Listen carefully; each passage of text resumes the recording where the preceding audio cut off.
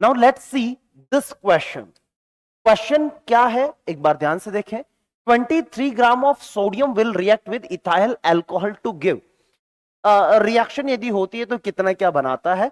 तो this is the question from stoichiometry. Stoichiometry का सवाल है कि ये इसके साथ इतना, 1 रुपए में 2 चॉकलेट आती है तो 2 में कितनी आएगी।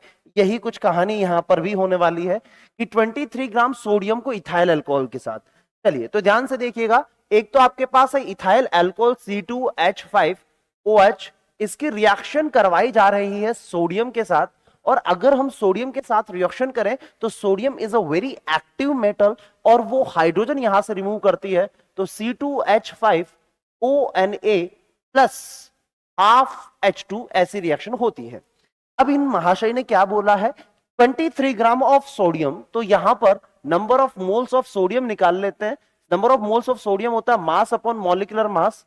तो 23 ग्राम और मॉलिक्यूलर मास या atomic mass of sodium is 23। तो ये आपके पास 1 मोल सोडियम लिया गया, 1 मोल सोडियम लिया गया, 1 मोल सोडियम लिया गया। तो 1 मोल सोडियम से कितना बनेगा, तो आप यहां पर देखिएगा, कंपेयर करिएगा कि अगर ये 1 मोल होता तो कितना मोल हाइड्रोजन बनता, half mole. 1 mole Na, 1 mole sodium gives half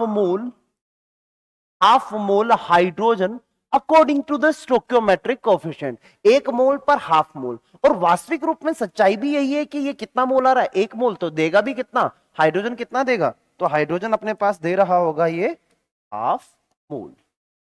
answer will be half mole. Half mole किसका, हाइड्रोजन का। तो 1 मोल ऑफ हाइड्रोजन गलत बात, half mole of hydrogen yes.